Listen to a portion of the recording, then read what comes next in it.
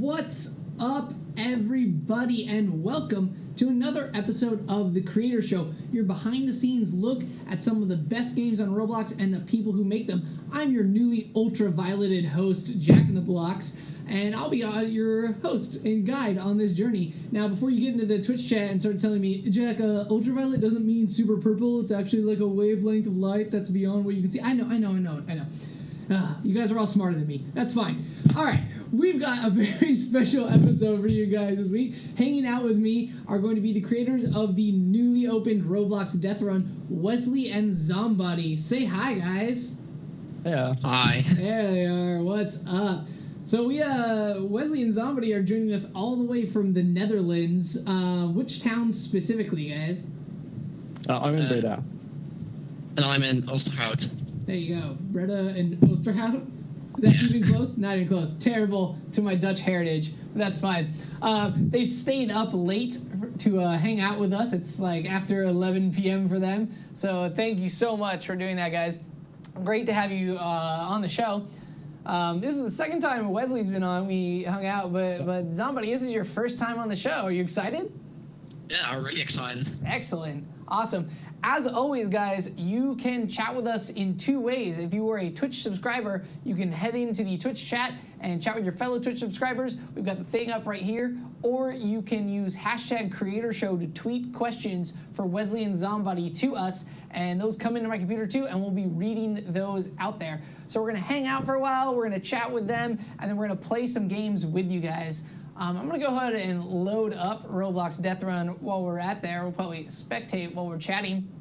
But why don't we jump right into this? Ryguy31899 wants to know, what are the major differences between Death Run 2 and the new Death Run? I think I'll answer the question. So, Death Run 2 right now has a map quality that's a bit worse than Death Run 3. Death Run 3 includes a few different aspects in the maps. For example, we have a map specifically to make better ambience, and we've also included a few new mechanics. For example, in Death Run 2, we didn't have projectiles, but in Death Run, the new one, we have them, which you can pick up by walking into them, and you can throw them by just clicking with the mouse or pressing A on the controller. And you can use the projectiles for a certain trap. For example, we have a trap with a wall that's approaching you, and you have to throw snowballs into them in order to break the wall. So it's more, the new Death Run has more counterplay and such. Are those modes easier to do with multiple people? Is there more of a teamwork focus than the previous Death Runs? At the moment, it's still a bit individual, but we can include traps now that are more based on teamwork. Mm-hmm. Very cool. We got questions coming in. Thanks, guys.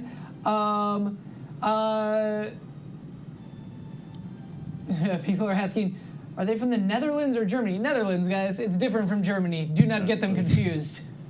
All right. So, Breezy Game wants to know how long you guys have been working on Death Run. The new version? I guess the new one, because you've been working forever on all of them. When did the first Death Run start? The very first? The very first Death Run started in 2010. That's 5 years ago now. But that was done in 2 months, and then we didn't bother updating it. And then we started Death Run 2, which was the sequel to that game, and that took half a year, really. We just spent the entire summer holiday on it. And then when that finally released, we started working on Death Run 3, and that took all the way up to last Wednesday. All the way to last Wednesday. All right, awesome. Well, and so this is still, you consider this still kind of in open beta? What percentage of complete would you say the new Death Run is at this point? I would say right about now it's about 80 to maybe 90%. It depends on the features that we are trying to add in. We have a bunch of content plans and also some features that you couldn't finish in time. So we'll add in via update later on, probably next week. We're trying to get them in as fast as possible. So that's the plan for now. Cool. What are some of the features that you guys are planning to add to it? New maps mainly, and new stuff in the shop. Great. And also, there are still a few things to aid new players. So right now, the game is really catered to players that have played Defrun before. How to play the game. If you are a new player and you just discovered Defrun, you have probably no clue what these buttons do when you're chosen as a killer. So we're working on like guides so that if you hover your mouse over a button, you get to see exactly the area of effect of the trap. You get to see effects that the trap may pose on players and those type of things. Cool. I'm going to attempt to talk to you while playing Deathrun for a second. This is going to go horribly, I'm sure. So I'm in this like winter map, and then the other one I saw was or not. So like, is this an homage to the winter version of Deathrun, or do you guys just kind of like the aesthetic? We just make maps with random themes that don't really look like each other, so it's a variety of maps. Really based on anything or yeah. I think we do have plans to revamp a few maps of Defrun too. So we're currently working on a castle defense revamp. So those are kind of like the things that we're trying to add in that are like nostalgic and people know them. We thought it would be a good idea to have new content. There you go. All right, we'll follow this big head guy because oh, he died too. All right, chicken will save us. All right. Wolfie the Kid wants to know, how did you guys get together and start, like, your partnership? So back there were a few issues with it, so we started development in 2012, and then we didn't really touch the game for like over half a year because we had issues with multiple things, and we couldn't get things to work that were vital to the game. And then we asked somebody to help eventually, which was the summer holiday of 2013, I believe. Mm-hmm. And that was when development started, and we started working on the game as fast as possible. So yeah, we managed to do that, and from then on, he was on the team group, basically. Very cool. It's pretty interesting. And the team's bigger than just the two of you, right? You've kind of had multiple people across multiple games. Anyone you want to give us shout-outs to while we got you on camera? Well, people who does all of the stuff you don't see in the game. Okay. That's really important for it because all saving and such is made by him. So he's one of the important members on our team. And also a few shout-outs to all the closed beta testers. It's a big list of fewer hundred people, so I can't give all in. We can wait. We can just do them all one at a time. Yeah. Shout out to them for testing the game and helping us with the bugs. Also, there are 3 people. First one is Softlone. He's making a map currently, and he made all of the trails that you see in the shop. Those awesome particle effects, so thank you for those. Very cool. Yeah, you guys are seeing some of these particle effects on here. These guys have these cool trails coming in. Yeah. So those are all made by him. The waterfall. Very neat. Okay, cool. The guy who makes like all our images, he renders fancy stuff that we use for Twitter promotion and thumbnails and those kind of things. And then we have DJ Duckling. He's currently working on 2 maps that will be added probably next week. So. All right, awesome. 2 new maps in the near future. That's great. How many maps total do you like plan to make? I don't think we have a planned amount of maps. We'll probably just try to get in as much maps as possible because a bigger variety means more content, so more gameplay. But I think that we want to have at least 6 maps. Yeah, as long as the game is alive, we're just gonna push new content in constantly. Yeah, all right. Sorry, I'm concentrating. I'm trying not to get exploded. Check this out. This is very cool. All right, let's get another question real quick. Hopefully that hand doesn't come and wipe me off.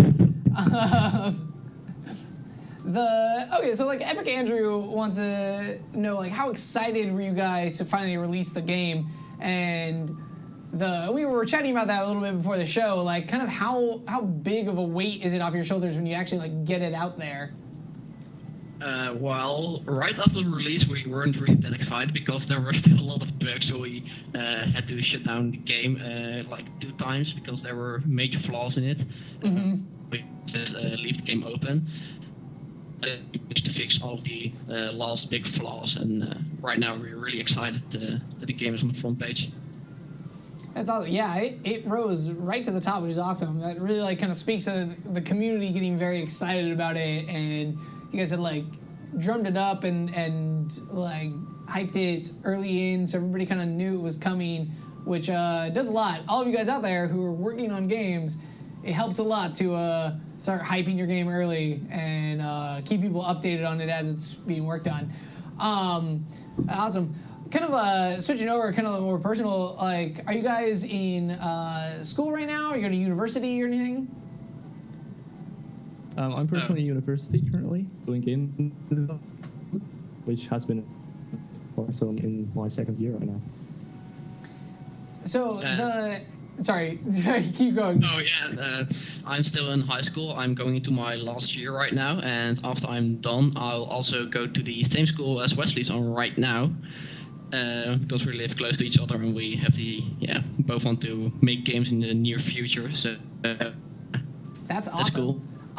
Did you use Roblox at all to apply to game design school? I did, definitely, and it helped quite a lot. Sweet. Did you have to like submit like a portfolio or anything? Yeah, I just compiled a bunch of images, made a video, just showed them at a presentation, and with a bunch of other things thrown in. Yeah, that's And awesome. Very cool. What are your guys' focuses at game design school? Currently, I'm doing a mix of design and programming, Okay. and hopefully from the next year onward, I'm also taking up art, but that's something that I'm not the best at. So. Yeah. Oh, the guy got. Yeah, good job, everybody. they got the killer. It's so hard to play while speaking. I was just watching him like try to run for that guy's sword the last like minute. Awesome. That's super cool.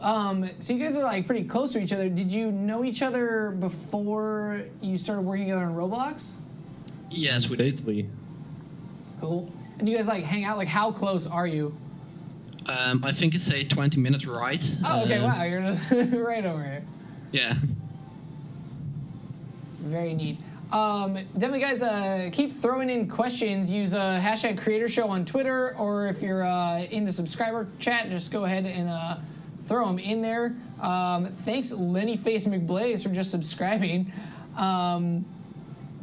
The Wyatt guy wants to know, do you guys have any plans to have different kinds of characters, or are you guys focused on keeping them as your own character?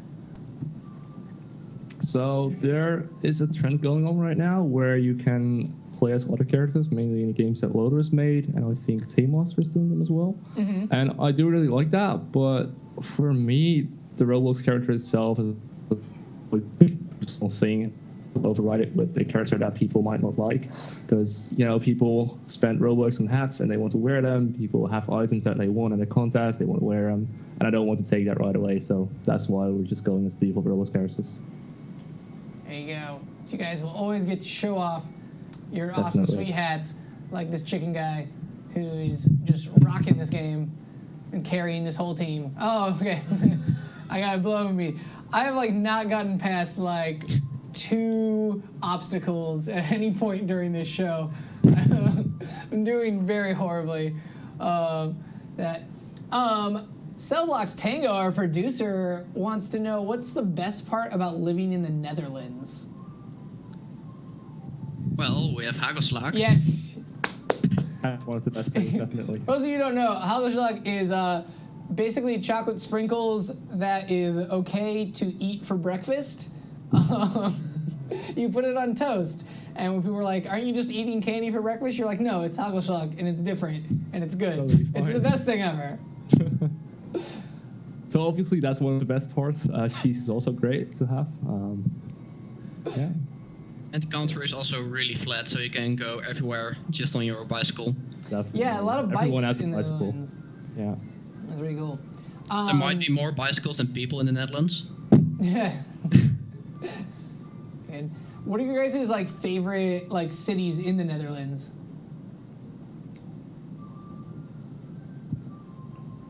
I think I'll just That's a go tough with one. Oosterhout. I'm tempted to go with Breda, but I'm only living here for like a year now, so it's hard to decide. Is Breda kind of a university town? Yeah, it is. Very cool. All right. I'm a big fan of. Oh gosh, what is it? Is it Utrecht that has the like all the? I mean, there's a lot of water everywhere, but. I think Utrecht has a lot of water. I think that's one of like the main characteristics One of of the those city. main, like one of the big kind of like canal heavy like Yeah. boat towns are pretty nice. Definitely. Very cool. Everybody's liking this idea of chocolate sprinkles as a thing. Yeah, you guys should definitely go find that. Just start buying regular sprinkles and then put it on it and be like, Just no, put it no, on a this piece is of bread and this is it's a fine. typical Dutch cuisine. When someone asks you, just It's not weird at all. it isn't weird. It's good. Cool, awesome. People asking about different maps. Interesting. Okay. Can you guys give us any like tidbits about what the new maps are going to like be or what their themes are? People are very interested in I think them. we can. Yeah, so one of the maps that's coming soon is a map that's inspired by a Gmod map. No, sorry, a map from Team Fortress 2. It's called Okay. Safety First, which is a fan favorite in Team Fortress Run, so we're like bringing that over to the old version. Also, we have a map planned in a pyramid, so it involves a lot of underground sections and mystery hallways that collapse and have other fun traps in them. And I think there are like 2 more maps, but I'm not really sure what those are about. Yeah, there are 2 more maps on the way. First one is this base island thingy, which is a bit sci-fi and island, a bit tropical. And the other map is a bit. I don't really know what to think of it right now, but it has a lot of mushrooms and it's really green. A lot of mushrooms. Okay. Yeah. Very cool. Awesome. So that's a pretty like diverse. That's a like far more diverse selection than your previous games. Yeah, definitely. Yeah. Excellent. So cool. So, what would you guys say is like the most difficult aspect of making a game like Death Run? Oh, the hand. I'm talking to you guys. I'm not paying attention. I think it's putting all the puzzle pieces together, because at the end you have all the content ready, but you haven't really connected it yet. Because like you have maps, and then you have to fit the maps in the game and write the system to choose a map and choose a killer and such, and yeah, all this. Putting them together requires quite a lot of work. Yeah, so with any Roblox game, it's very simple to get people together, have one that builds maps, have one that is able to script, have one that creates particle effects, for example. But it really all comes together at one stage, and that is a stage where planning is required, where you have to know what you're doing exactly and have one person that oversees the entire project, just to make sure and to end up with a game. Very cool. Can you like walk us through the process of people making maps to you? Do they kind of come with an aesthetic idea and then you guys like plan out traps in there, or do they kind of like make it and then you figure out where like traps are going to go afterwards? Like, is it like how much like back and forth is there to kind of like get it all balanced? So when making maps, I personally always just start somewhere and try to figure out with what I have, what looks nice to add onto it. Mm-hmm. And yes, when your map is like planned out quite well, I'll try to fill in the gaps and see if I can adjust a few things to make it look better. And often I don't really plan it, but I do have ideas for different traps. And then I'll figure out where I can put them, and yeah, that's basically the process. Very cool.